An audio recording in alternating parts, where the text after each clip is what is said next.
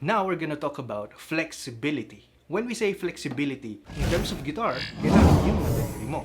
Paano natin magagawang flexible yung mga daliri natin? Well, definitely, you need to practice. Pero ang tanong, ano pa practicein mo? Ito ngayon ay ituturo ko sa'yo.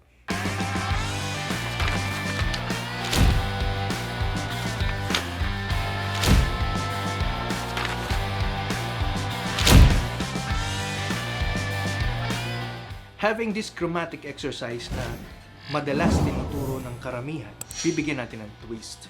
Ang basic chromatic ay yung 4 na fret, pinipindot natin ng mga daliri. Like this one, sa 6th string, isa-isa sa mga daliri natin.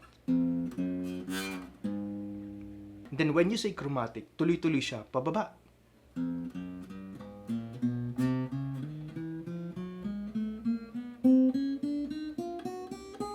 At pwede mo siyang gawing pabalik. Descending.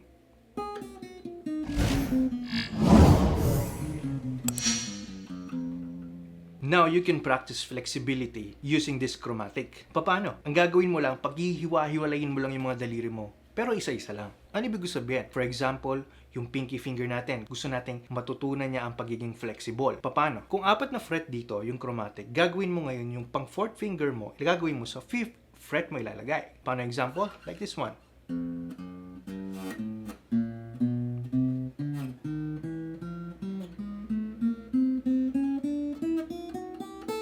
Then pabalik naman.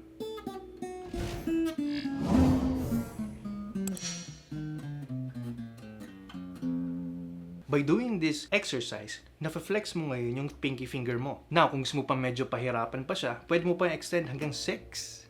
Pero this time, medyo extreme to.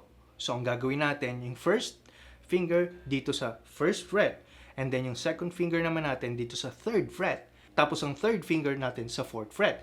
Tapos yung pinky finger natin sa 6th fret. I'll show you.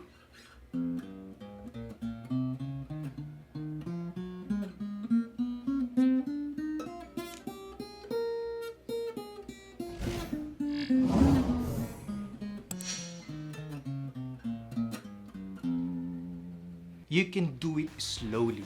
The idea ng exercise ay ma-flex yung mga daliri mo. But don't forget, do some stretching first kapag bago ka mag-practice. Stretching like simple stretching para ma-warm up yung mga daliri mo.